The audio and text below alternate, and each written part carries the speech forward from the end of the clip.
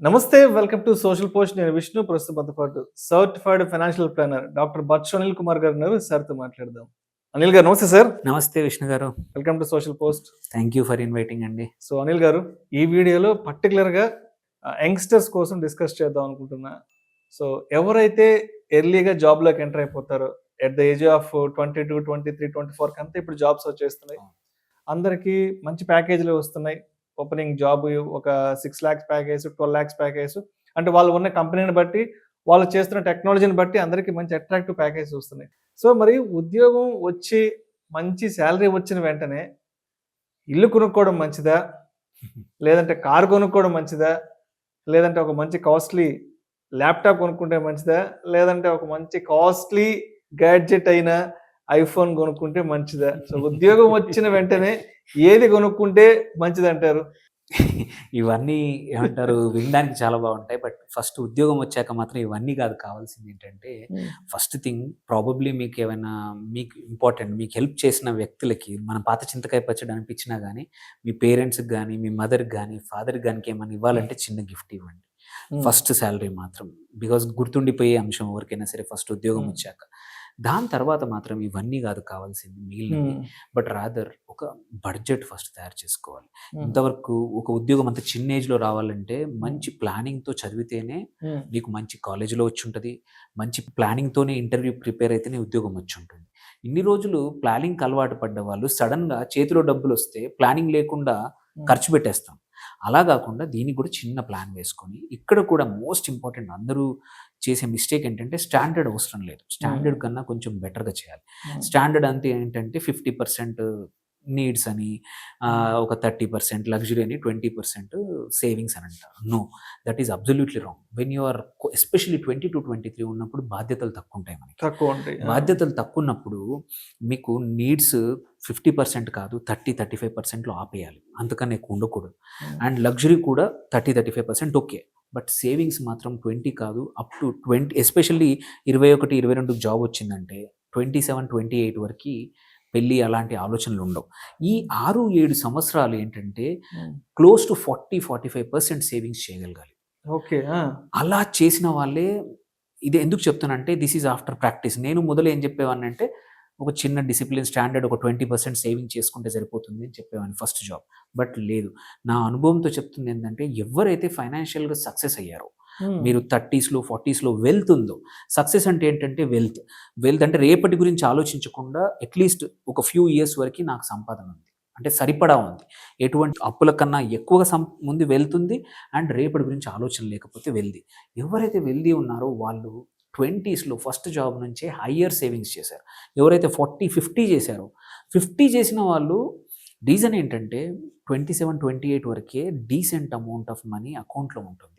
ఉండడం వల్ల post like 28కి పెళ్ళైనా ఆర్ 30కి పెళ్ళైనా సరే, ఆ తర్వాత నీ సేవింగ్స్ తగ్గిన, ఇప్పుడున్న సేవింగ్స్ 35 వరకు ఇంకా చాలా, అంటే 3 to 4 times అయ్యే అవకాశాలు ఉన్నాయి.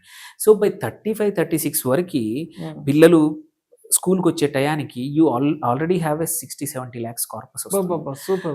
వాళ్ళు అట్లాగే అంటే సైమల్టేనియస్లీ ఇంకా ఇదే ప్లాన్ కంటిన్యూ చేస్తూ పోతూ ఉంటే ఏంటంటే 42-43 వరకు దే ఆర్ ఫైనాన్షియల్లీ ఇండిపెండెంట్ అయిపోతారు. దే కావాలంటే అర్లీ రిటైర్మెంట్ తీసుకునే స్టేజ్ 45 వరకు వచ్చేస్తారు.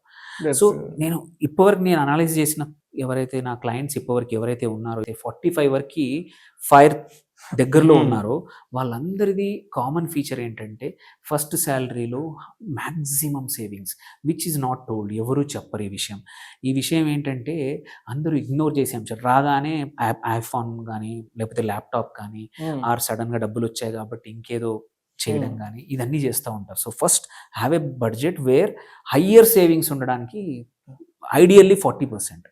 Yes, it is difficult. కావాలంటే కొన్ని మన కోరికలను చంపుకోవాల్సి వస్తుంది. ఎస్, చంపుకోండి.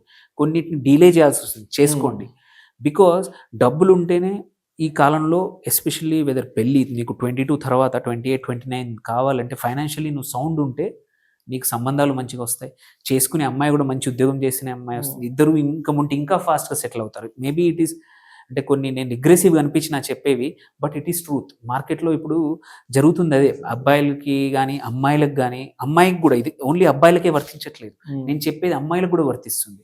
నువ్వు అమ్మాయిలకి సాలిడ్గా డబ్బులు ఫైనాన్షియల్స్ ఉంటే దొరికే అబ్బాయి కూడా నిన్ను తీసుకునే నీకు ఇంట్లో ఇచ్చే రెస్పెక్టే అవ్వండి, పోస్ట్ వెడ్డింగ్ మీకు అత్తగారింట్లో దొరికే రెస్పెక్ట్ అన్ని తేడా ఉంటాయి. నీ డబ్బుల పైన నువ్వు సంపాదన పైనే చాలా తేడా వస్తుంది. ఇది మాట్లాడుకోవడానికి కష్టంగా ఉన్న నిజం. That's really sounds great. ఎందుకంటే 22-23 ఏళ్ళ కల్లా ఉద్యోగం వచ్చేసిందంటే అంటే ఆబ్వియస్గా ఆ ఏజ్లో ఏంటంటే నెలకు ఒక 40-50 వేల రూపాయలు జీతం వస్తుంటే అంటే ఎలా ఉంటుందంటే ఎస్ నేను లైఫ్లో బాగా సక్సెస్ అయిపోయాను, నాకు ఇంకా ఏది అడ్డు లేదు అని, సో ఒక రకమైన గర్వం, ఒక ఫీల్ వచ్చేస్తుంది.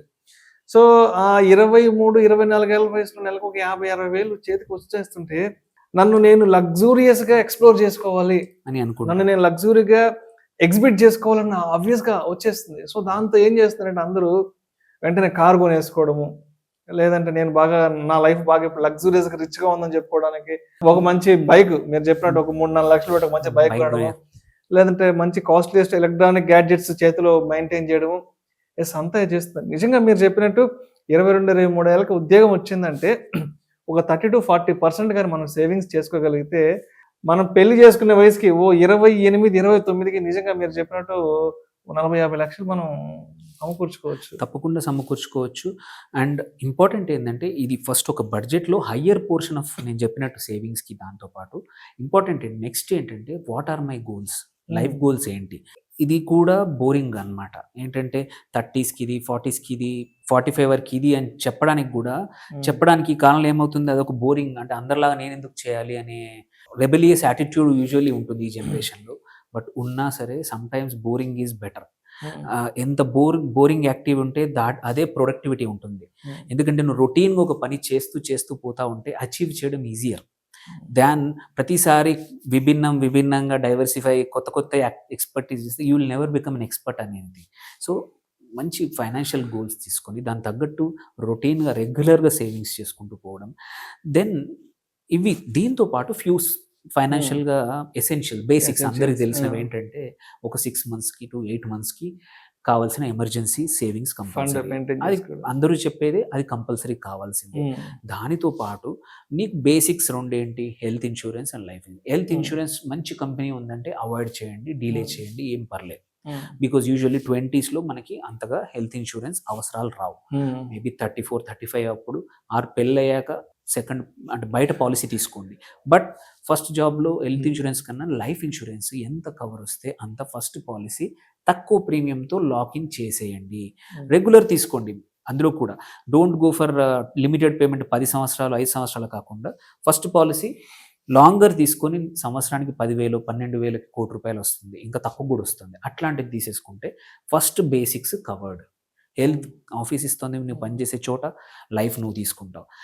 అండ్ చిన్నగా పెట్టుబడి స్టార్ట్ చేయండి. ఆ పెట్టుబడి కూడా ఏంటంటే ఇక్కడే పెద్ద ఇష్యూ. కరెంట్ జనరేషన్ ఏంటంటే గ్యాంబ్లింగ్ టైప్, అంటే ఏవైతే హై రిస్క్ ఉన్నాయో వాటి వైపు వెళ్ళడానికి ఎక్కువగా టెంప్టేషన్స్ చూపిస్తున్నారు. ఎందుకంటే గ్యాంబ్లింగ్ అనేది గ్యాంబ్లింగ్ అని మనం పేరు చెప్తున్నాం, but betting is more past word. So betting అనేది ఇంజనీరింగ్ కాలేజీల్లోనూ డిగ్రీ కాలేజీలోనే అలవాటు అవుతుంది. 17-18 నుంచి స్టార్ట్ అవుతుంది. సో సడన్ గా డబ్బులు వస్తే వాటి మీద ఇంతకుముందు అడిగి చేయాల్సి వచ్చేది. పేరెంట్స్ డబ్బులు పెట్టుకొని పాకెట్ మనీతో పెట్టేవాళ్ళు. ఇప్పుడు శాలరీ వచ్చాక ఇట్లాంటివి మేజర్గా నేను చూస్తున్న ప్రాబ్లమ్స్ అయితే ఏంటంటే ఫస్ట్ 2 yearsలో పొడగొట్టుకుంటారు. ఈ పొడగొట్టుకోవడమే కాదు, అడిషనల్గా అప్పులు చేస్తారు. ఎందుకంటే ఇన్స్టంట్ లోన్లు వస్తున్నాయి. నీ పాన్ కార్డ్ ఇచ్చేసి నీ శాలరీ తెలిసిపోతుంది, ఆటోమేటిక్గా లోన్ వచ్చేస్తుంది. సో ఆ అప్పుల ఊబిరి కూరుకోకపోకుండా ఈ గ్యాంబ్లింగ్ వైపు వెళ్లకుండా సింపుల్ ఇన్వెస్ట్మెంట్లు చేసుకొని, అండ్ ఇంకోటి స్టాక్ మార్కెట్లో కూడా ఆప్షన్స్ అండ్ ఫ్యూచర్స్కి దూరంగా ఉన్న వాళ్ళు ఎవరైతే ఉన్నారో సింపుల్ ఎస్ఐపిలో పెట్టుకోండి, ఆర్ నీకు నచ్చిన మంచి స్టాక్స్ బ్లూ చిప్ స్టాక్స్ కొనుక్కోండి, నిఫ్టీ 50లో మంచి స్టాక్స్ కొనుక్కోండి, ఆర్ ఈటీఎఫ్స్ కొనండి, ఇండెక్స్ ఫండ్ కొనండి.